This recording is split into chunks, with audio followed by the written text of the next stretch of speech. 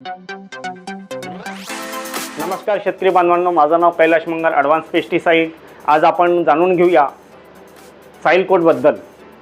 तर आजची market situation जर बघितली तर रासायनिक खताच्या किमती खूप वाढलेल्या आहेत आणि बाजारात रासायनिक खताचा खूप मोठा तुटवडा आहे। साधारणतः DAPचं जर बघितलं तर खूप मोठा तुटवडा आहे आणि DAP खत हे आपण कशासाठी नेमकं वापरतोय तर आपल्या पिकाला फॉस्फरसची पूर्तता व्हावी यासाठी आपण मोठ्या प्रमाणामध्ये वापरतोय।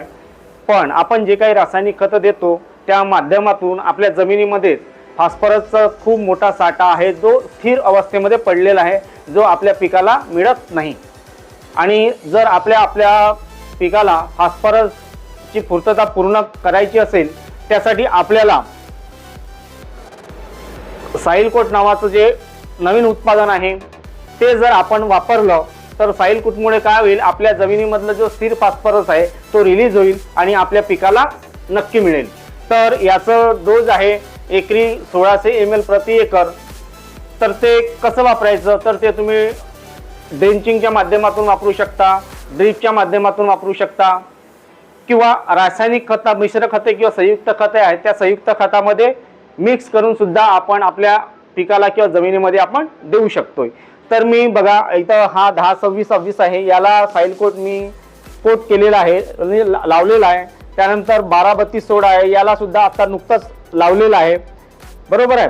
त्यानंतर हे DAP आहे, DAP खताला सुद्धा बघा, DAP खताला सुद्धा मी साईल कोट लावलेला आहे, तर एकदम त्याला कोटिंग झालेली आहे।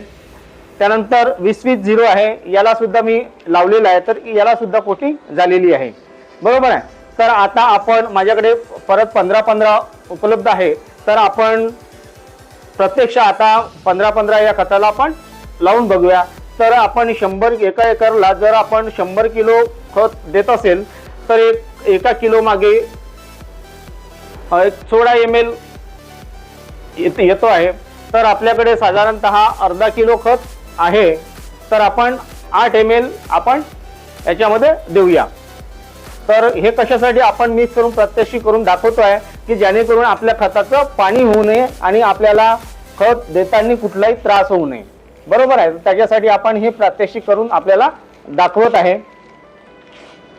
तर बघा आता याला आपण साईल कोट लावलेला आहे आणि याला साईल कोट झालेला आहे।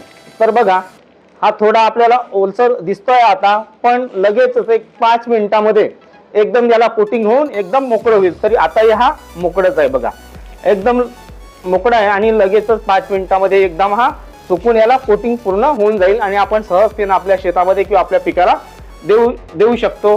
तर जर आपल्याला आपल्या जमिनी पिकाची फॉस्फरसची पूर्तता पूर्ण करायची असेल तर तुम्ही तुमच्या शेतामध्ये एकरी 1600 ml साईल कोट नक्की वापरा। तुम्ही संयुक्त खतासोबत किंवा मिश्र खतासोबत सुद्धा वापरू शकता।